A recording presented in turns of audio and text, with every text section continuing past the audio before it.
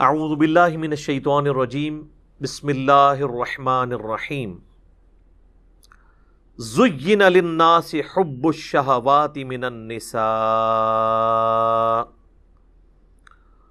آراستہ کر دی گئی ہے لوگوں کے لیے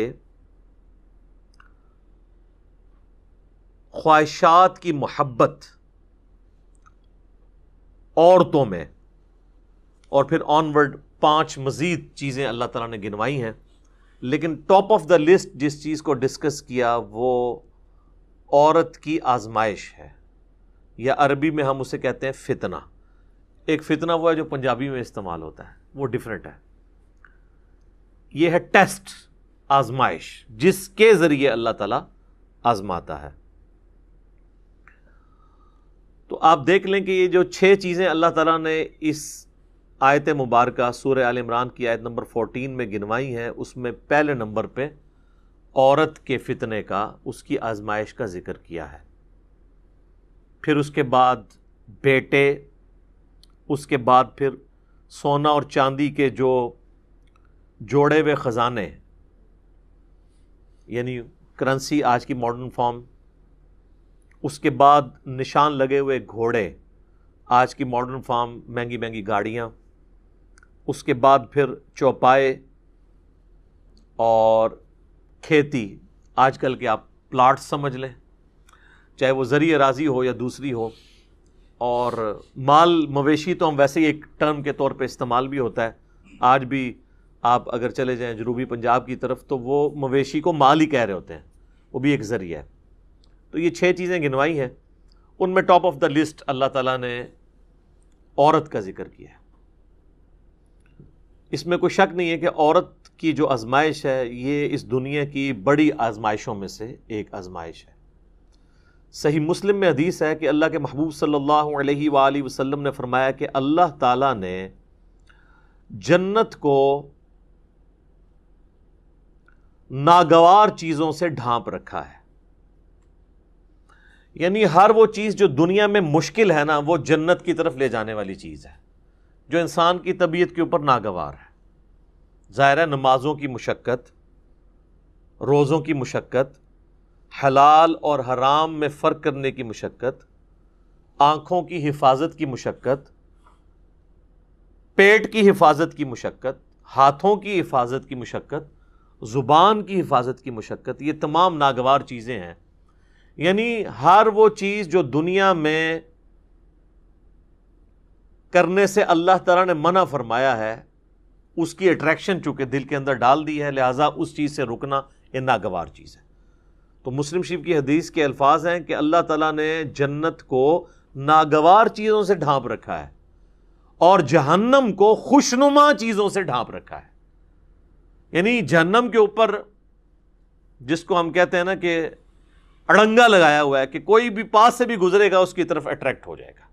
دنیا میں ہر وہ چیز جو خوشنما دکھتی ہے، جس کی طرف دل اٹریکٹ ہوتا ہے اور اس کو کرنا بھی آسان ہو جاتا ہے،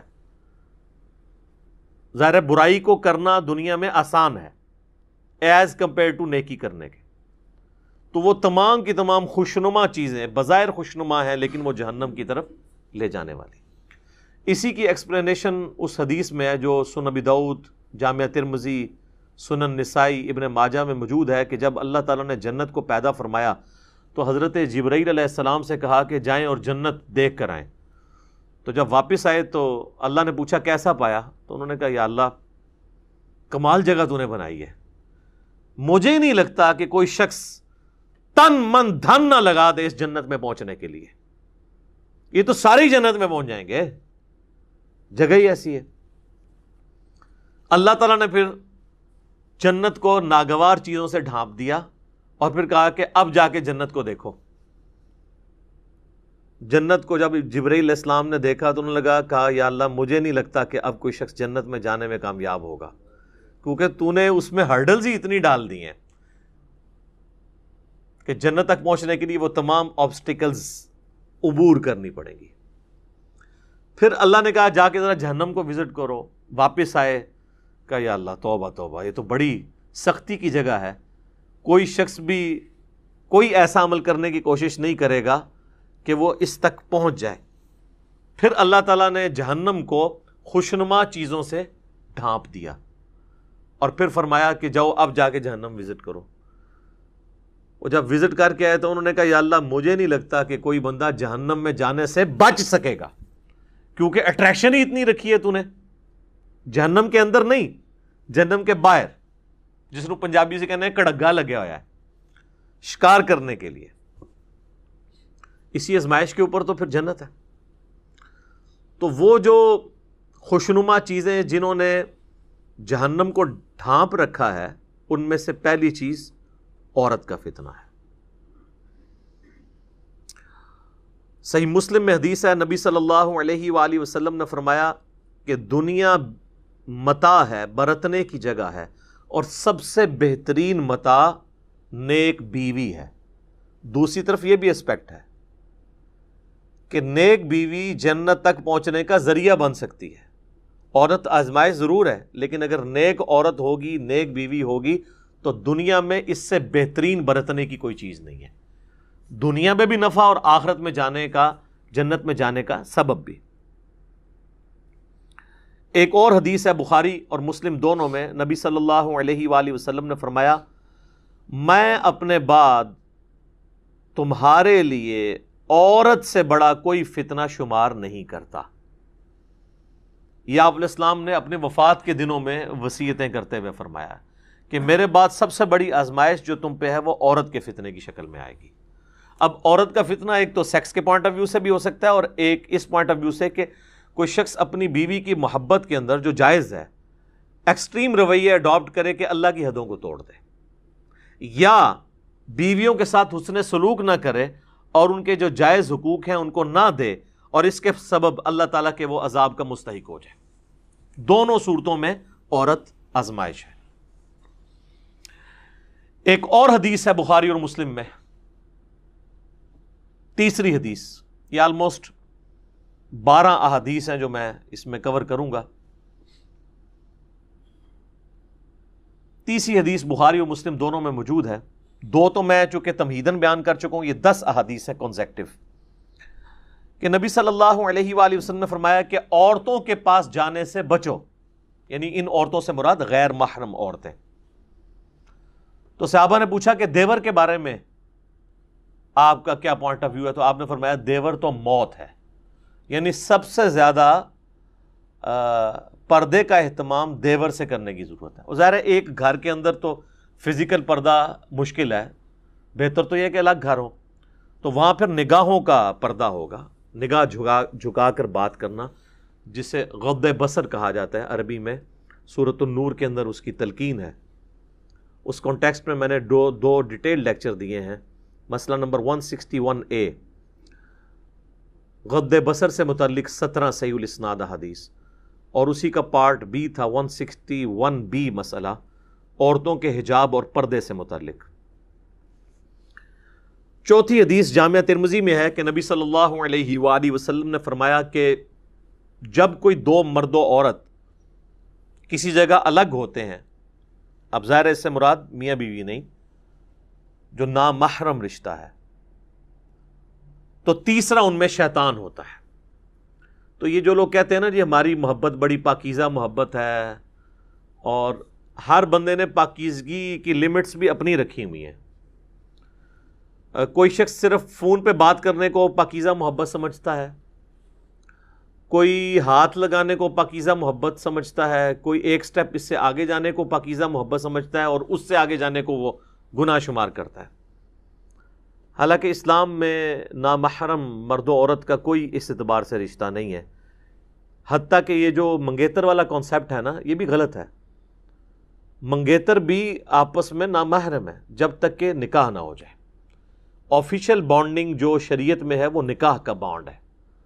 تو بہتر یہ ہے کہ یہ منگنی کرنے کی بجائے نا نکاح ڈائریکٹ کرنا چاہیے. اس کے بعد اگر مرد و عورت آپس میں فون کے اوپر رابطہ رکھنا چاہتے ہیں تو وہ ضرور رکھیں، لیکن فون تک ہی، اس سے آگے نہیں.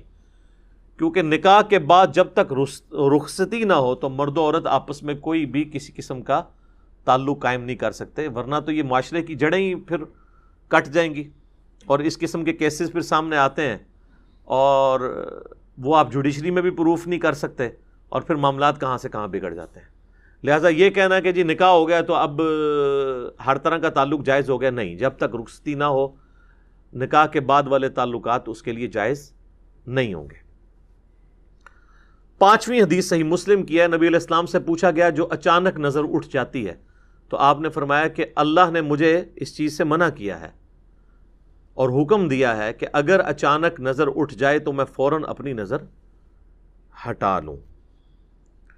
تو یعنی وہ نظر آپ نے یہ نہیں ہے کہ گھر چھوڑ کے آنا ہے ایک نظر کے اندر، کہتا نہیں پہلی نظر معاف ہے۔ پہلی نظر سے مراد دیکھنا نہیں ہے، پہلی نظر سے مراد ہے کسی شخص کا نامحرم کے بارے میں اس کو یہ پتہ چل جانا، تو پہلی نظر اس کی ہو گئی۔ اب جان بوجھ کے چاہے وہ پہلی نظر بھی ڈالے گا تو اس کی دوسری شمار ہوگی۔ 6ٹھی حدیث بخاری اور مسلم دونوں میں ہے، نبی علیہ السلام نے فرمایا کہ اے نوجوانوں کے گروہ، تم میں سے جس میں استطاعت ہو وہ نکاح کرے، اور اگر نکاح نہیں کر سکتا یعنی اس کی فائنینشیل حالت ایسی نہیں ہے تو وہ پھر روزے رکھ کے اپنی شہوت کو ٹھنڈا کرے۔ اور اس میں الفاظ ہیں نکاح کرو، نکاح کرنا تمہاری عفت اور عصمت کی حفاظت اور شرمگاہ کی حفاظت کا ذریعہ ہے، اور یہ نگاہیں نیچی رکھنے کا ذریعہ ہے۔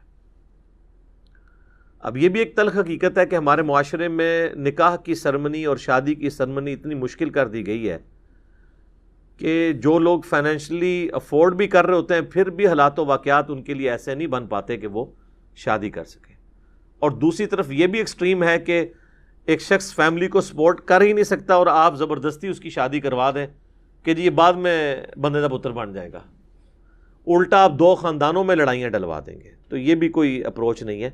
اور اس حدیث میں جو استطاعت ہے اس سے مراد اس کی سیکچول استطاعت نہیں ہے بلکہ فائنینشیل استطاعت کا ذکر ہے، کہ فائنینشلی اگر وہ استطاعت رکھتا ہے تو وہ نکاح کرے گا، ورنہ یہ تو نہ ہوتا کہ جس کی استطاعت نہیں ہے تو وہ روزے رکھے۔ اگر اس سے مراد وہ سیکچول چیز ہوتی پھر تو روزے بھی رکھنے کی ضرورت نہیں تھی اس کو، تو اس سے مراد وہی چیز ہے۔ اس میں اکثر وہ مشہور کیا جی ایک غریب آدمی آیا، حضور نے کہا شادی کر لو، اور غریب ہو گیا، کہا دوسری کر لو، اور غریب ہو گیا، تیسری کر لو، چوتھی کر لو، پھر وہ امیر ہو گیا۔ سر اس طرح نہیں کوئی امیر ہوتا، بیڑا غرق کیتا ہے۔ یہ بالکل جھوٹی روایتیں ہیں، یہ میرا خیال ہے کنواروں نے گھڑی ہوئی ہیں۔ ان روایتوں سے پھر بھی شادی نہیں ہونے کی جن کی نہیں ہونی۔ اچھا، 7ویں حدیث ہے صحیح بخاری میں، آپ صلی اللہ علیہ وآلہ وسلم نے فرمایا جو شخص مجھے اپنی زبان اور شرمگاہ کی حفاظت کی ذمہ داری دے دے میں اسے جنت کی گارنٹی دیتا ہوں۔ اب یہ 2 چیزیں جو ہے نا یہ بہت کرٹیکل ہیں، زبان اور شرمگاہ کا معاملہ۔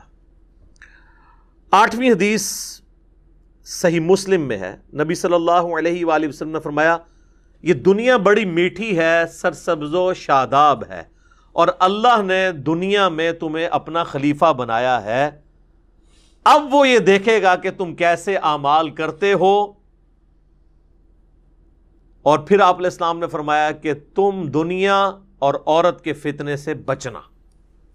2 چیزیں فرمائی، دنیا کی محبت، اس کی دولت کی محبت، اور عورت کی۔ یہ کیسی کنکلوڈنگ گفتگو ہے کہ اللہ نے تمہاری آزمائش ان 2 چیزوں میں رکھ دی ہے، عورت اور مال۔ باقی آپ جتنے بھی دیکھیں گے وہ اسی کی کرولریز ہوں گی۔ اچھی گاڑی مال کی کرولری ہے، زیادہ پلاٹس مال کی کرولری ہے۔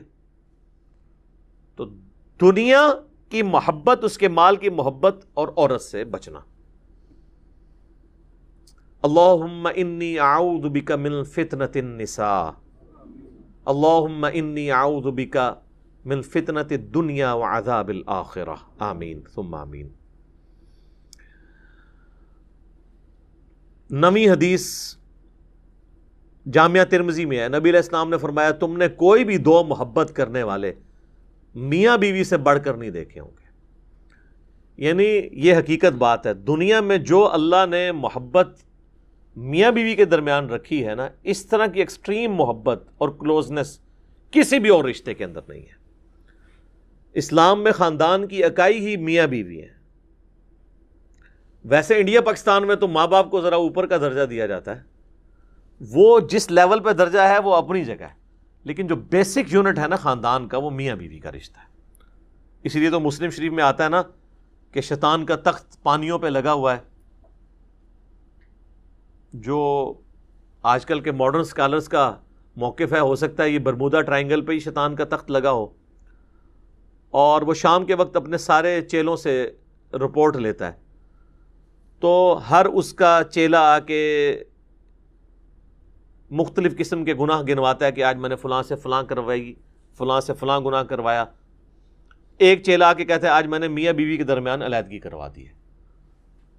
تو شیطان کسی سے خوش نہیں ہوتا، اس سے خوش ہوتا ہے اور اسے گلے لگا کے ملتا ہے کہ اصل کام تو نے کیا ہے. کیونکہ میاں بیوی کے درمیان جدائی ہو گئی تو اولاد تو ویسے ہی گئی، معاشرے کے لیے ناسور بن گئی اولاد بھی، اور بعض اوقات ایسی عورتیں یا ایسے مرد بھی ناسور معاشرے کے لیے بن جاتے ہیں اگر دوبارہ ان کا پیچ اپ نہ کہیں پہ ہو سکے. تو تم نے کوئی بھی محبت کرنے والے میاں بیوی سے بڑھ کے نہیں دیکھے ہوں گے. 10ویں حدیث صحیح مسلم میں ہے، نبی صلی اللہ علیہ وآلہ وسلم نے فرمایا سبحان اللہ کہنا بھی صدقہ ہے، الحمدللہ کہنا بھی صدقہ ہے. یہ صدقہ پنجابی والا نہیں، عربی میں صدقہ کہتے ہیں نیکی کے کام کو. اللہ اکبر کہنا بھی صدقہ ہے، لا الہ الا اللہ کہنا بھی صدقہ ہے، اور راستے سے تکلیف دہ چیز کو دور کر دینا بھی صدقہ ہے. امر بالمعروف و نہی عن المنکر، لوگوں کو نیکی کا حکم دینا اور برائی سے روکنا، یہ بھی صدقہ ہے. حتیٰ کہ تمہارا اپنی بیویوں کے ساتھ ازدواجی تعلق قائم کرنا بھی صدقہ ہے. باقی ساری باتیں تو صحابہ کو سمجھ آ گئیں. آخری بات پہ انہوں نے کاؤنٹر کوسچن کیا، یا رسول اللہ ایک پیور ایک اینیمل انسٹنکٹ والی جو ایکٹیویٹی ہے اس پہ بھی نیکی ہے. تو آپ نے فرمایا اگر تم یہی ضرورت کسی ایسی عورت سے پوری کرو جو تمہارے لیے حلال نہیں ہے تو کیا تمہیں گناہ ملے گا؟ صحابہ نے کہا یا رسول اللہ ملے گا. تو فرمایا کہ پھر تمہیں اپنی بیویوں کے ساتھ ازدواجی تعلق قائم کرنے پر ثواب بھی ملے گا. یہ ہے نیکی کا کانسیپٹ اسلام کے اندر. تو یہ میں نے 12 احادیث کور کی ہیں آلموسٹ. اس میں نے کراس ریفرنس میں مزید بھی کر دی، 2 تمہیدن اور 10 جو ہے وہ عورتوں کے فتنے کے پوائنٹ آف ویو سے. ابھی بھی کئی باتیں جو بیان ہو سکتی ہیں لیکن یہ قرآن کلاس اس کی متحمل نہیں کہ میں اسے ڈیٹیل سے بیان کروں. مسئلہ نمبر 161A، نگاہوں کی حفاظت سے متعلق 17 صحیح الاسناد احادیث اور قرآن حکیم کی آیات سورۃ النور کی، اور اسی کا پارٹ B تھا 161B مسئلہ، وہ عورتوں کے حجاب سے متعلق. اور ایک اور میرا لیکچر ہے مسئلہ نمبر 51، رزق حرام کی مذمت، دنیا پرستی کا انجام اور اس کا علاج. اس میں نے 11 آیات قرآن حکیم سے کراس ریفرنس کے طور پر دنیا کی مال کی محبت کے حوالے سے ڈسکس کی ہیں، اور 17 صحیح الاسناد احادیث بھی اس میں ڈسکس کی ہیں. آج اس ڈیٹیل میں جانے کی ضرورت نہیں ہے. بہرحال چونکہ یہ ایک کریٹیکل ٹاپک تھا اور پوری دنیا میں مانا جاتا ہے. فرائیڈ بھی یہی کہتا ہے کہ دنیا میں سب سے امپورٹنٹ جذبہ جو ہے وہ سیکس کا ہے، باقی ساری چیزیں بعد میں آتی ہیں. اور دیکھیں کسی حد تک قرآن نے اس کی بات سپورٹ کی ہے، یا آپ کہہ لیں کہ اس نے قرآن کی بات کو سپورٹ کیا ہے، ظاہر ہے وہ تو بعد میں آیا ہے.